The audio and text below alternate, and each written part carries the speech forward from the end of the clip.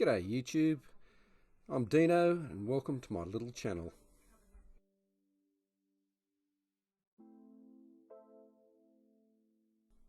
Today we're going to restore this magic little Lotus, Europa, produced by Lesney Matchbox from 1969 to 1974. Now these are the cars I played with as a kid. First with the Superfast wheels. My dad had a newsagent, and if I went in with him on a Sunday to sell the churchgoers their paper, he'd give me a Matchbox car to play with, and that pretty much kept me out of his hair all day. And it says Matchbox Series number 5, Lotus Europa, made in England, 1969, Lesney products.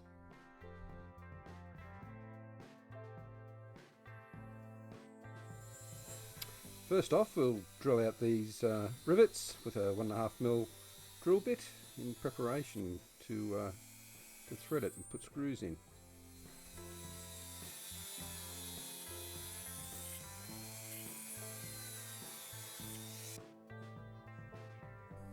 Right, I've picked out a drill bit here to take the mushroom heads off these rivets. It's just got caught there. Oh, careful, Dino. Jeez. Just take your time, it'll all come apart.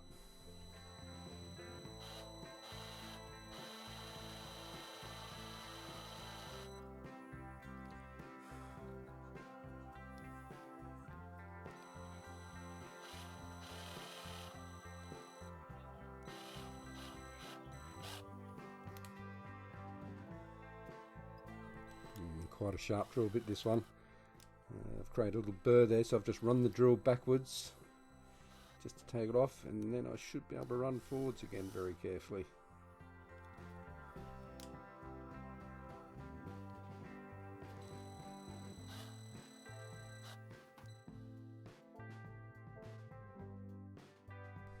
Alright, I've just put in a bit of a screwdriver there and it should pop off nice and easily. There she goes.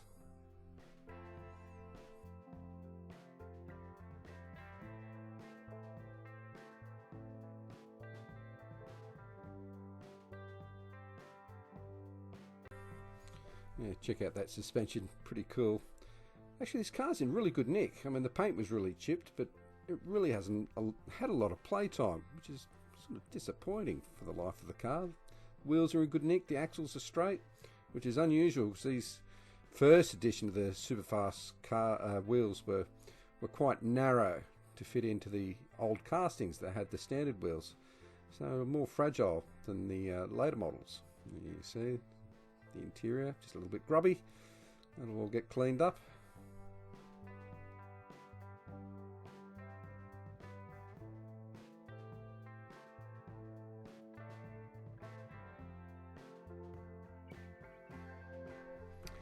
I've only ever seen people do this on YouTube, strangely enough. I've never actually taken wheels out of this setup before. It's not too difficult, just be careful and all should be sweet.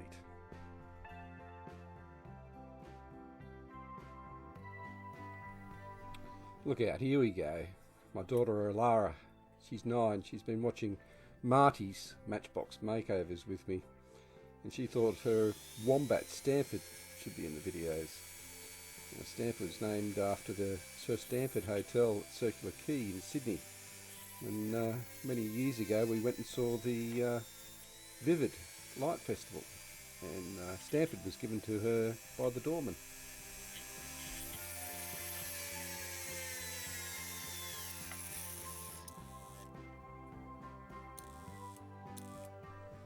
Yeah, that wombat's been around a bit. Comes with us on most holidays. I think it's been sleeping with the dog. It's a bit bloody stinky.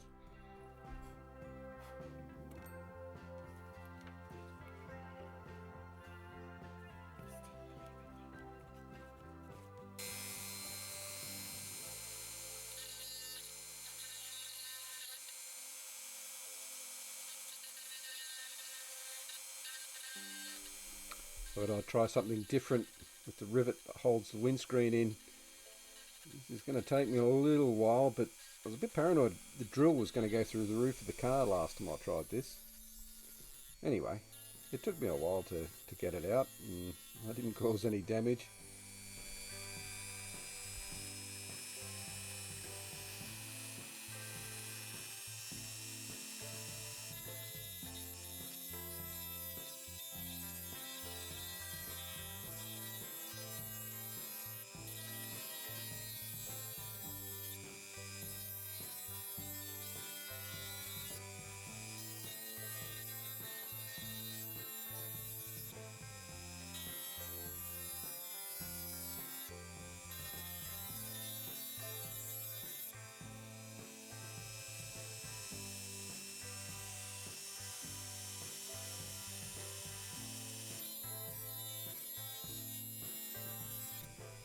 What I should have spent more time doing is editing this video. I could have cut this a lot shorter. Anyway, practice makes perfect.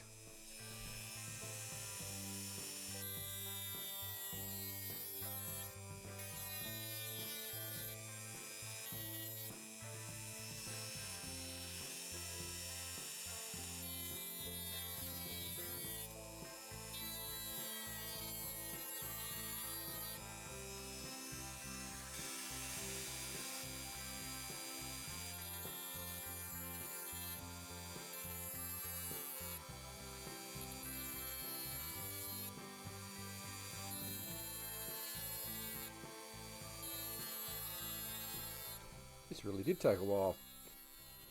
Anyway, patience is a virtue, so they say. Just skip forward a little bit.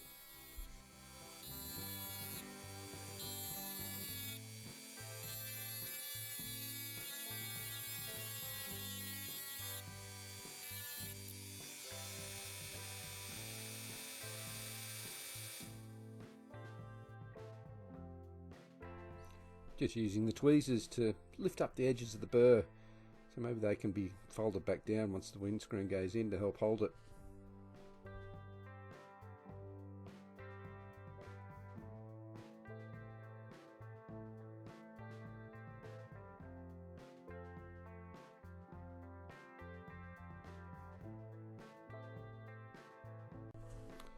Just using a bit of friendly persuasion now, and it's going to pop right out of there. Here it comes. Look at that. In one piece. Didn't break it or anything. And it's surprisingly in good nick. Not many scratches. Only needed a bit of a clean.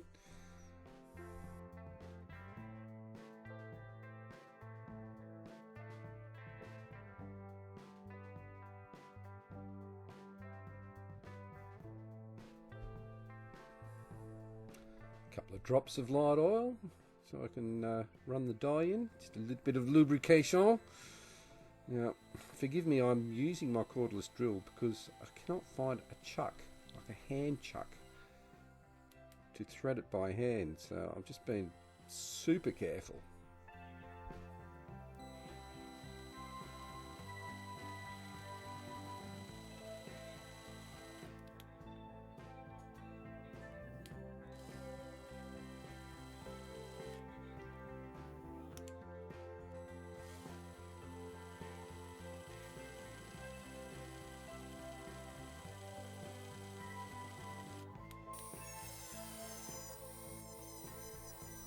Right, got the rotary tool out and time to clean up that base.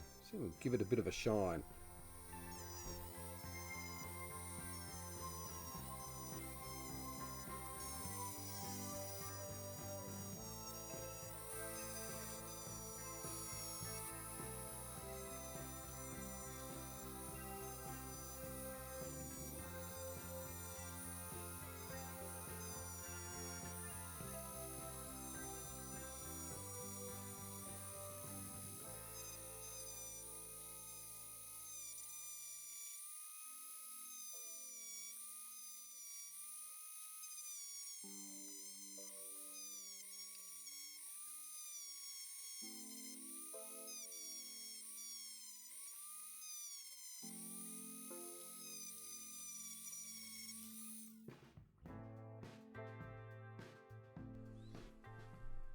Right, a bit of metal polish and a toothbrush should bring some real luster back into that base.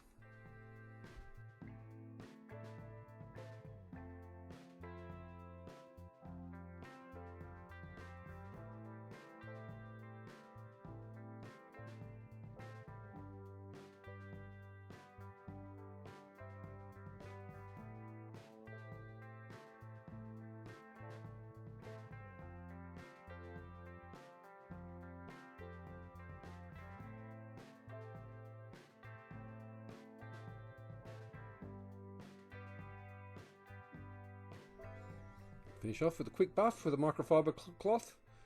Man, it's looking like a new one again.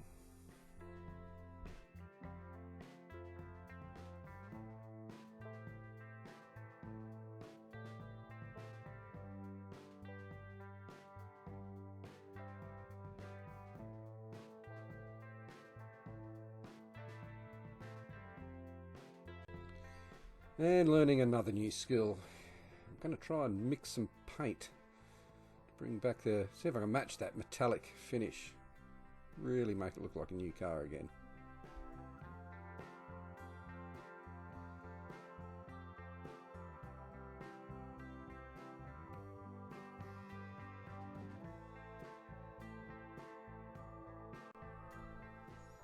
I'm actually counting the drops and writing it down, so in case I need to make up another batch of paint, I can make it the same again. So it's a little bit of metallic blues, a little bit of white, mucked around with it a little bit, and we got something that ended up nothing like it.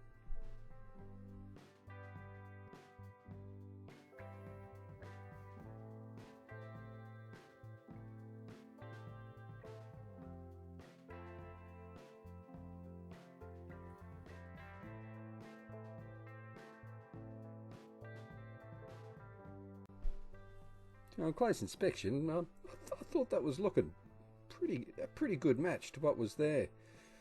But I don't know, maybe it was the white undercoat. Anyway, you'll see as we go on, if you make it that far, of course.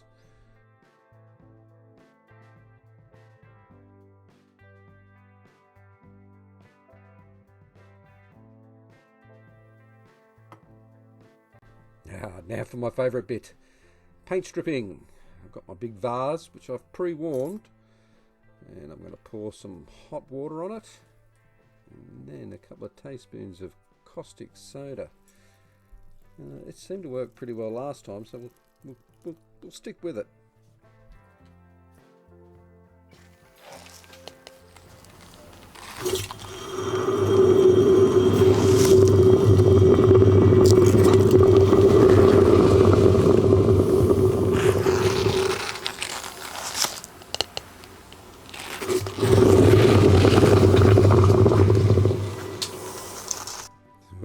So satisfying.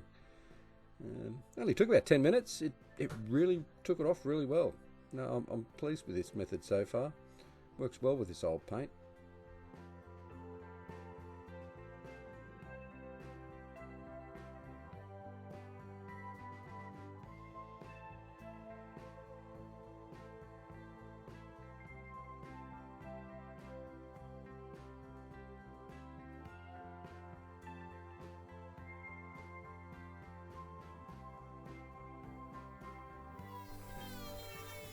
Time to clean it up. Got the wire brush out with the Dremel impersonator. It really is quite remarkable. They must have pumped out thousands, maybe tens of thousands of this casting, and they really do a remarkable job, considering it was nearly 50 years ago.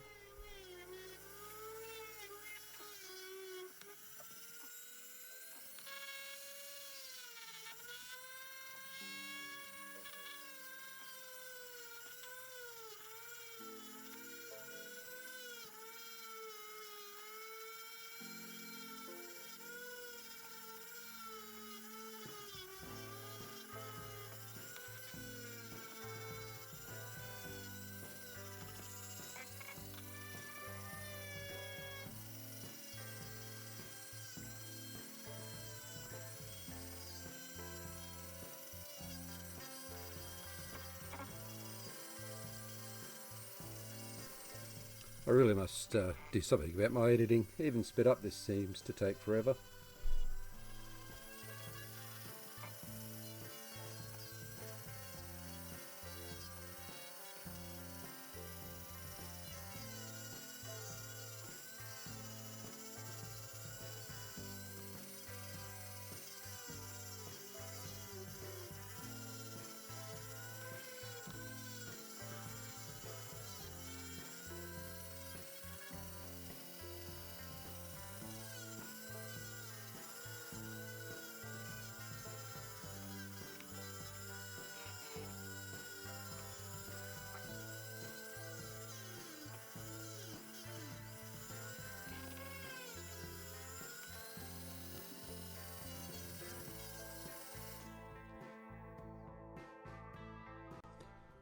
so shiny.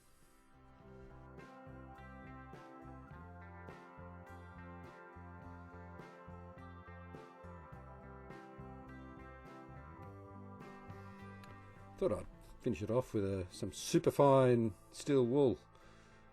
Notice I'm wearing gloves, keep my greasy fingers off the fresh metal, because the paint won't go on it real well. Greasy finger marks all over it.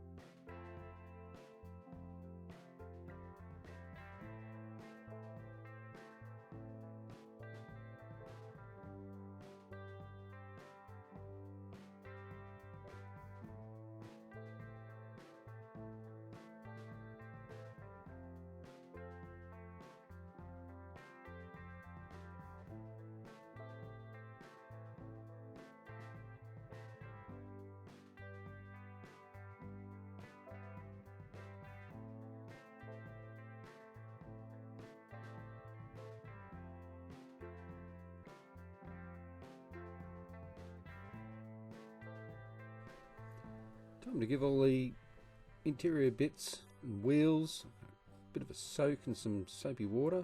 Give it a bit of a scrub with a toothbrush. Make it all pretty again.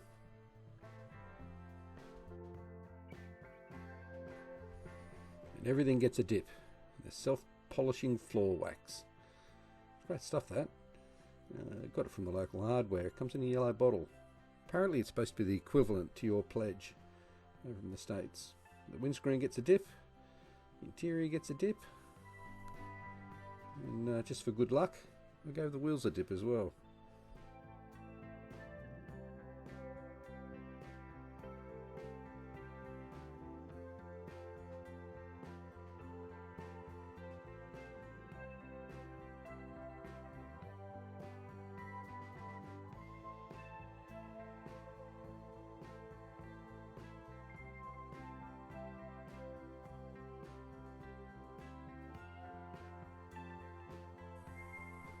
I did re-chrome the hubs on those wheels with a chrome paint pen. I couldn't find the footage of it, so I've either lost it somewhere between the camera and the computer, or I didn't press record to start with, which is probably more likely. Right, here's the body after a coat of paint. It's looking alright. I think I'm getting better at this, even though it's come out a much lighter than what the original was. All coming together now. Here's the body after it's had a coat of clear, and it's got a nice sheen to it. Still, it's the wrong colour, but it's got a nice shine. Right, here I am. I'm just putting a little bit of silicone on the window. Carefully going to put it in, very carefully. I love the red microfiber cloth just to contrast against the blue, and that windscreen just popped straight in. It was really satisfying. And I didn't even polish this windscreen. I just dipped it in the floor wax, and it's come up really well.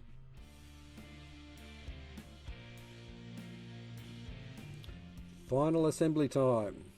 Just pop that interior in. I've put the wheels back in the base, and she just slips together like it was always meant to be.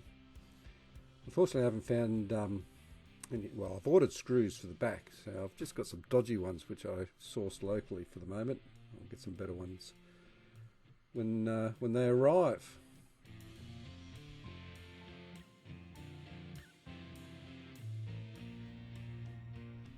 And here it is, we're done. It looks pretty good. The paint's turned out lighter than what I thought. It's got a lot more fleck than the original. So it's not a true restoration, even though it's got all its original bits. I'm pleased. Practice, I'll get better. I mean, it's better than my last effort. So next one will be better again.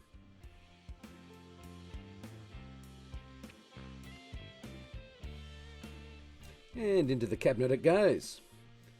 Hey, if you made it this far, thanks for watching. Hit the like or dislike if you like, subscribe, and yeah, thanks for watching. It's been fun. It's a learning experience for me. The next one will be better. See you on the next one.